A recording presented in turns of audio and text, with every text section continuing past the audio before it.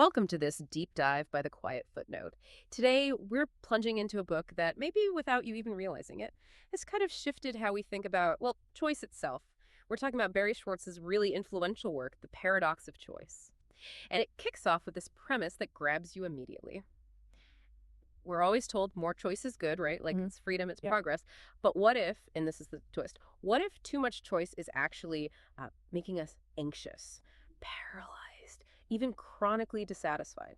So our mission today is to unpack the core message, the highlights of this book. We're going to challenge some, really common beliefs about choice, explore why it feels more relevant than ever, especially now with AI exploding everywhere, and really distill the key takeaways to help you maybe navigate your own decisions a bit better. What's so powerful about Schwartz's work is how he identified this quiet epidemic almost, this assumption we all have, that just having tons of options automatically equals more freedom, more happiness. But he saw, and then really showed, that often it's the complete opposite. So this deep dive, it'll give you a really useful framework, I think, for understanding your own decision-making. Yeah. And also maybe the hidden forces shaping things in this crazy, hyper-abundant world we live in now. Okay, let's get into his core argument then, because it really does push back against something fundamental. I mean, we grew up thinking more choice-like, standing in the cereal aisle with 47 different boxes staring back at you. That meant more freedom, more happiness, ultimately. It felt good. Absolutely. That's the promise, isn't it? The promise of consumer culture. But then Schwartz hits us with the counter-argument, and this is where it gets, well, really interesting. He says, look, beyond a certain point, more choice doesn't free us up. It actually does the opposite. It makes us more anxious. It can paralyze us so we don't choose at all. And even when we do choose, it leaves us less satisfied. And he uses such relatable examples, doesn't he? Like shopping for jeans. I remember when it was just like straight leg or boot cut, maybe. Now it's slim, skinny, relaxed, athletic, tapered, distressed, raw hem. My head spins just thinking about it. Or buying electronics, picking a health plan, things that should be straightforward. Schwartz shows how this massive buffet of options turns decision-making into what he calls an emotional tax. It's exhausting, and we often don't even notice it's happening. Yeah, it's a subtle shift, isn't it? Choice goes from being a gift to being a burden. And what's really clever is how he then sorts us, the decision makers, into two main types. You've got the maximizers on one hand. These are the folks who feel they absolutely must make the best possible choice, no compromises. They'll wear themselves out comparing every single option, reading every review, chasing perfection. Right, so the maximizer is me, like 30 minutes into scrolling Netflix, totally convinced the perfect movie is just one more click away. Exactly, that's the maximizer trap. And then on the other side, you have the satisficers. Now, they're different. They find something that just, meets their criteria. It's good enough. Yeah. And crucially, then they move on. And guess what? Schwartz's research consistently finds satisficers tend to be happier. They feel better about their choices. His main point really comes down to this. Freedom isn't in endless choice, but in knowing when enough is enough. That distinction alone, maximizers versus satisficers, it immediately makes you start questioning things. It feels like we've all bought into certain myths about choice, haven't we? Oh, absolutely. Schwartz is great at knocking those down. He systematically takes apart that more is always better story. Like take the big one, more choice always means more freedom. Our whole culture basically screams this at us. Options equal liberty. But Schwartz says, hang on. Past a certain point, it actually reduces your freedom. How? By paralyzing you. By ramping up anxiety, by making you less satisfied. So you're free to choose from a million things, but you're also sort of tracked by the overwhelm. It's like the freedom to choose becomes the freedom to feel like you messed up. Which ties into another myth I think people really hold on to. If you're not happy with your choice, you just haven't found the right one yet. That keeps you searching forever, doesn't it? It really does. It fuels this idea that perfection is out there if you just look harder. Schwartz argues, look, perfection is mostly an illusion.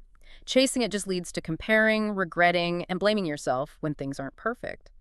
Often the quote-unquote best choice is only slightly better than a good enough one, but it costs way more emotionally. That constant what if is just draining. And that what if connects directly to opportunity cost, but maybe not how we usually think about it, like just in terms of money. Exactly. We learn opportunity cost as if I buy this, I can't buy that. It's about money or time. But Schwartz highlights the emotional cost. Every option you didn't choose kind of casts a shadow. It's like the ghost of the alternative, that little nagging doubt maybe the other one was better. This feeling can actually poison your enjoyment of what you did choose. The more options you seriously considered, the more these ghosts hang around. It really explains FOMO, the fear of missing out, doesn't it? It's not just a feeling, it's almost a cognitive bias wired into having too many choices. It's wild how relevant his ideas from, 2004 still feel today. Maybe even more relevant. We've gone from the start of choice overload to, like you said, some Mariana Trench of options, especially online. I mean, think about it. Streaming services. You spend half an hour deciding, then maybe watch for 5 minutes before wondering if there's something better. Or online dating apps turning relationships into some kind of endless game. Social media constantly showing you infinite versions of a perfect life you could have if you just chose differently. His concepts, like choice architecture, how options are presented influencing us, and decision fatigue, that mental burnout from too many choices, they're everywhere now. Yeah. UX design, marketing, mental health talks, they were way ahead of the curve. And AI just throws another layer onto this paradox, doesn't it?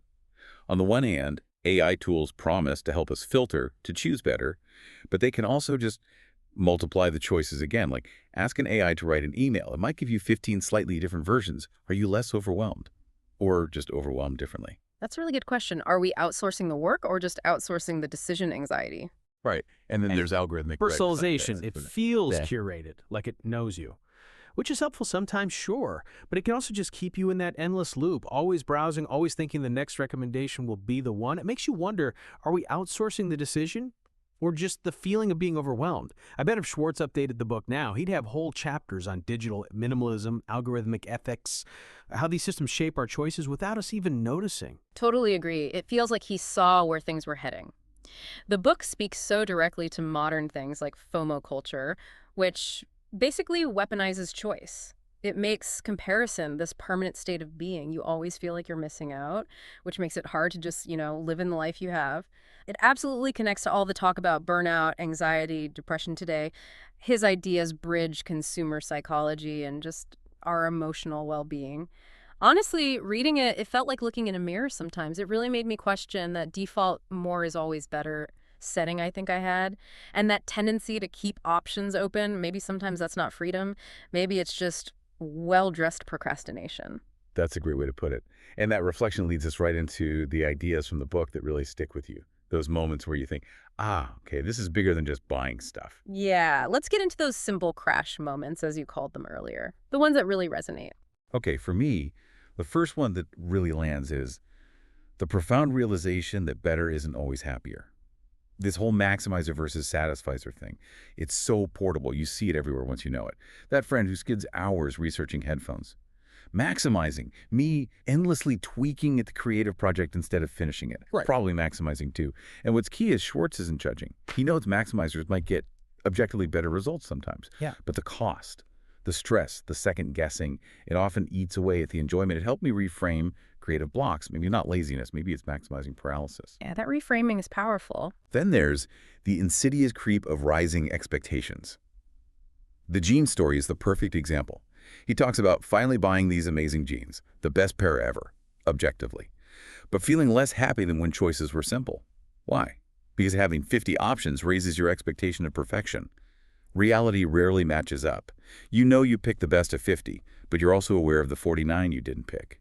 It's exactly like scrolling through Netflix today. Even with amazing options, we feel vaguely dissatisfied because perfection seems attainable but elusive. The ghost of the unchosen options again. Exactly. Which leads to the silent tax of unchosen paths, the emotional opportunity cost. It's subtle, but man, it's corrosive. The more options, the greater the perceived loss from the ones you didn't choose, even if those options weren't actually that great for you.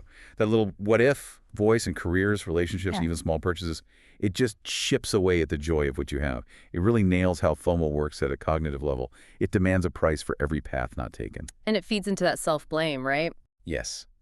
The trap of self-inflicted inadequacy. This one feels incredibly current.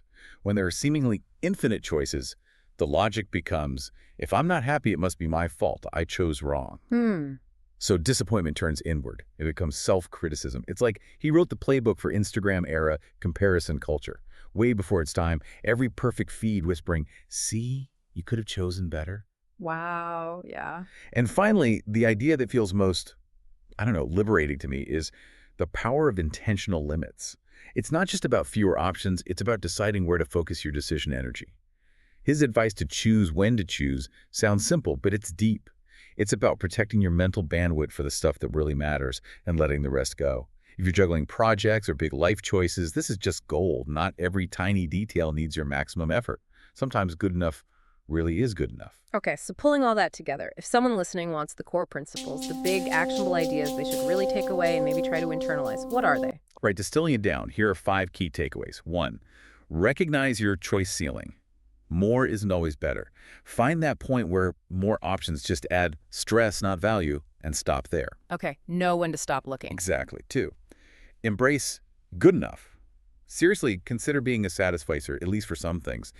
Aiming for good enough usually leads to more peace than chasing the mythical absolute best. That chase has hidden costs. Less stress, more satisfaction. Makes sense. 3, acknowledge and release opportunity costs. Notice when you're dwelling on the choices you didn't make. See it, name it, and then consciously let it go to enjoy what you did choose. Don't let the ghosts haunt the present.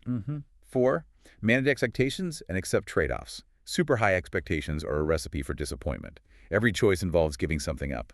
Making peace with that is key to contentment. Right, perfection is the enemy of good and all that. And 5, choose when to choose. Be intentional about where you spend your decision energy. Automate, delegate, or just simplify the trivial stuff. Save your brain power for the choices that truly shape your life. That's really practical. But beyond those takeaways, is there a deeper message? Something maybe quieter underneath it all? Because for me, there's this hum beneath the surface of the book. It feels like it's saying, happiness isn't really about making perfect decisions. It's more about learning to live fully inside the decisions you've already made. Schwartz talks a lot about overload and regret, yeah. But maybe the deeper point is about commitment. We think richness comes from keeping all doors open, right? Always scanning for better. But maybe real richness comes from closing some doors, from committing. That lets you deepen your experience, put down roots, instead of constantly looking over your shoulder. It feels almost countercultural today. Like, freedom isn't having no limits. Maybe it's choosing the right limits for yourself. The book isn't just about choice overload. It's really about the art of saying, this is enough. So if there's one core insight to really hold on to from this deep dive, maybe it's that. The secret to happiness in this world, drowning in options, might just be knowing how and when to stop looking. We really encourage you listening to think about areas in your own life, big or small, where maybe adopting a satisficer mindset or setting some intentional limits could make a difference. This isn't just theory. It can be like a muscle you build, something you use every day to find a bit more peace in all the noise. Absolutely. And maybe a final thought to leave you with. In a world where algorithms are constantly trying to serve you up the perfect choice, what kind of real, meaningful freedom do you actually gain by consciously, intentionally choosing good enough? Just think about how that simple shift might change your sense of responsibility, maybe even your sense of liberation. It puts the power back in your hands, letting you build a life that's rich in commitment, not just endless options.